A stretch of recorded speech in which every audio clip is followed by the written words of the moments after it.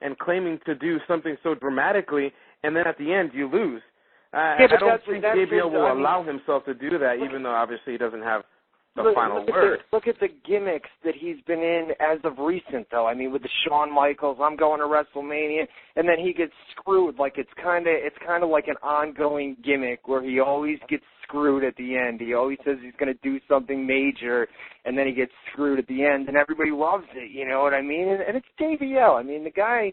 He can always come out and cut a heel promo, you know what I mean? And he's always people are always going to hate this guy, you know what I mean? So I don't know if he loses credibility. I think JBL's established enough that a loss really wouldn't hurt him. You know, it just kind of continues the angle, you know what I mean? And right, but you gotta understand too is you gotta do a somewhat of a long-term writing, and with the draft and all the rumors of Rey going to SmackDown on the draft, it just makes perfect sense to keep JBL, his word, and creating history. You know, it's almost like a bone to give to JBL for being loyal to the company and playing an angle of a major heel and maintaining that angle.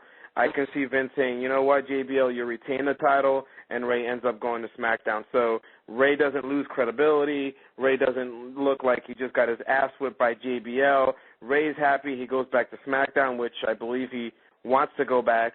JBL maintains his integrity, retains the Intercontinental title, stays on Raw, because, you know, again, you know, if Rey does win the Intercontinental title, gets drafted to SmackDown, yeah, but then they could bring scenario as the world title. They could bring Shelton or somebody over with the U.S. title too if they wanted to go that route. True. They can do that. They can do that, which would be different, and I would like to see something like that. I mean, you know, seeing the IC on SmackDown and bring it. But again, you got to look at it this way. But do they want to add that more? I mean, right now the world titles are in that scenario. Why would you want to do something else with the smaller titles? It'll kind of take away from the current situation. But either way, I'm cool with that. I like to see the USA title on Monday Night Raw. Yeah, and I'd like to see Rey at WrestleMania as well. I don't think a guy like Rey Mysterio should be left off WrestleMania. I think it makes sense. I think I honestly, it sounds like it could happen. You know what I mean? JBL versus Rey for the IC. I mean, it makes sense. You know.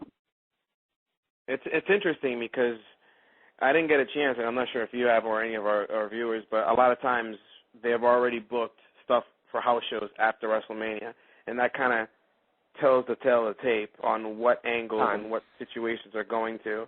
And I thought I saw somewhere that JBL and Rey Mysterio were fighting, but don't quote me on that. I thought I saw it somewhere, but you know how it is, cards subject to change.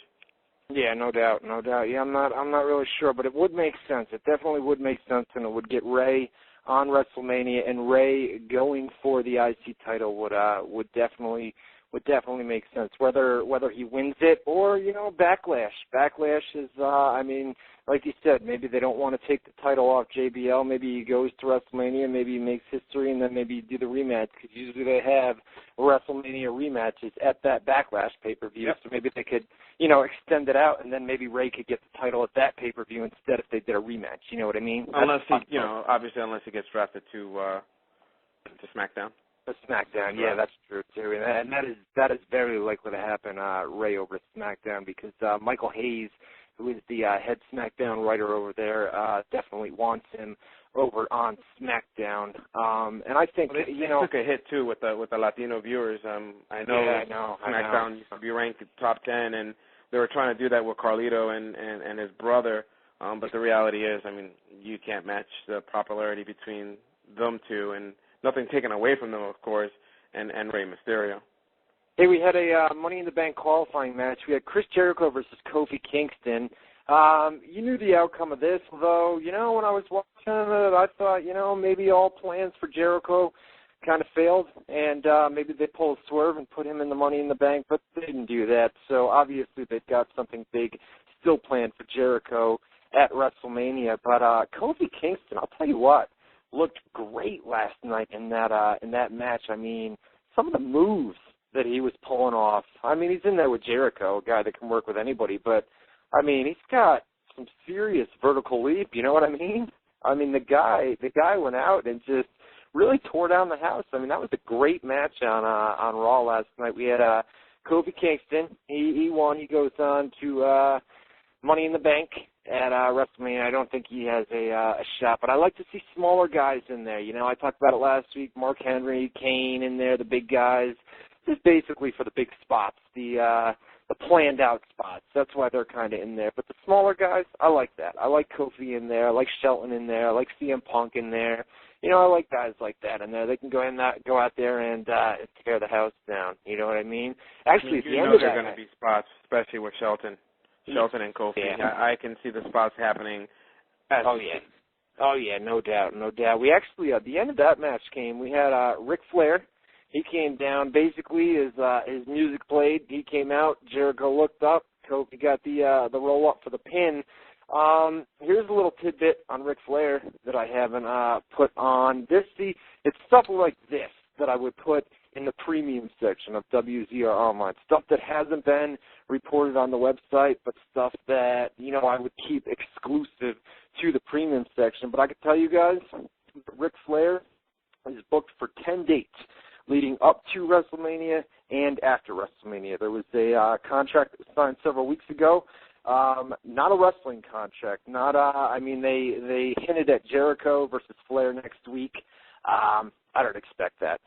Flair's not going to. Flair wants to go out. You know, they sent him out last year with a great way to end his career, and I think he wants to go out on that note. But nonetheless, Ric Flair does have a 10-date deal with WWE where he's going to appear on Raw, possibly SmackDown, you know, but it is a 10-date deal leading up to WrestleMania and after WrestleMania. So you guys haven't seen the last of Ric Flair. He's going to be there next week, obviously, to follow up the storyline with Jericho from last night's show. But beyond that, leading up to WrestleMania and after WrestleMania, probably at WrestleMania as well, he would at least make some sort of appearance, maybe a run-in or something like that.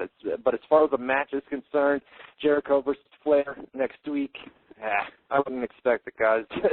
You know, I mean, you agree with that, right, Jose? Oh, I completely agree. Yeah. I can actually it's not gonna happen. see Jericho coming down, Flair coming down with his robe, and then just a swerve somewhere in between. Yeah. Either another legend comes out, or Flair just talks trash like he normally does, you know, to play up with Jericho. Maybe another rematch with Kofi, and Flair is in the corner. But yeah, I definitely do not expect Flair to return back in the ring. Yeah, Ivan. I mean, that's basically not going to happen. He'll be there next week, guys, to do an angle. But as far as the match, even at WrestleMania, people in the chat room saying Ric Flair versus Jericho at WrestleMania, it's just it's not going to happen. Somebody in the chat room, Codebreaker, he brought up Steve Austin possibly coming into Raw at 1 week. I can tell you guys another thing is that Raw's in San Antonio, Texas next week. And at one point, Steve Austin was booked for this show. But keep in mind that he was also booked for the Memphis, Tennessee Raw 2 weeks ago. And did not appear on that show, likely because they're doing the Legends thing where they had Snuka, they had Steamboat. They don't need Austin just yet. But once we get closer to WrestleMania, possibly next week, they're in San Antonio, they're in Texas.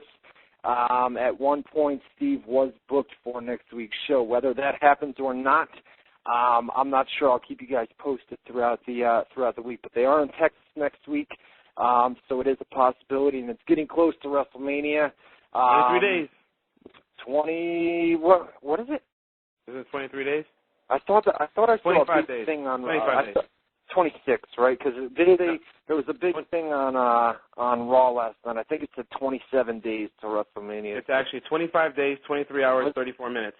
Gotcha. Yeah, no doubt. I'm just guessing, though. Talk, huh?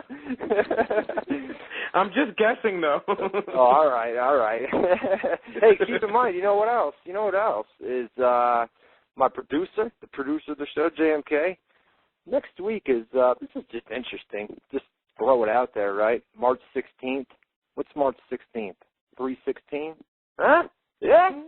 Mm-hmm. Not bad. bad, huh? People are looking into this stuff a little bit too much, but that's interesting. I do know at one point he was definitely booked for next week's show. Whether they hold that off until maybe the Raw before WrestleMania, it's a possibility, but I don't know. We'll have to wait and see. I'll keep you guys posted on the website WZROnline.com, the official website of WZR Radio. All right, what else? Oh, they did a couple segments with Randy Orton in the house. I guess we'll skip right to the main event